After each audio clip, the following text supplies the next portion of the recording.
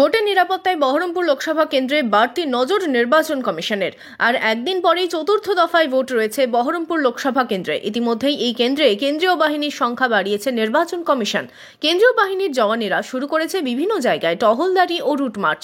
শনিবার সকাল থেকেই শক্তিপুর, বেলডাঙ্গা ও রেজিনগরে দেখা গেল কেন্দ্রীয় বাহিনীর রুট মার্চ। কিছুদিন আগে রামনবমীতে অশান্তির ঘটনা সামনে এসেছিল শক্তিপুর থেকে। সেই এলাকায় জোরদার টহলদারি চালান কেন্দ্রীয় বাহিনীর জওয়ানেরা। রেজিনগরের আন্দুলবেড়িয়াতে টহলদারিতে কেন্দ্রীয় বাহিনী। এলাকার অলিতে গলিতে টহল দিতে দেখা গেল কেন্দ্রীয় বাহিনীর জওয়ানদের। পাড়ায় পাড়ায় ঘুরে মানুষের সাথে কথা বললেন পুলিশ ও কেন্দ্রীয় বাহিনীর জওয়ানেরা। বেলডাঙ্গার বেগুনবাড়ি, কাপাসডাঙ্গা, কাজিশা, হিজুলি, মির্জাপুর সহ বিভিন্ন এলাকায় সকাল থেকেই রুট মার্চে কেন্দ্রীয় বাহিনী। বেলডাঙ্গার এসডিপিও মোহতাসিম আক্তারের নেতৃত্বে চলল এই সব থানা এলাকায় কেন্দ্রীয় বাহিনীর route march. Bureau report, imagine community media.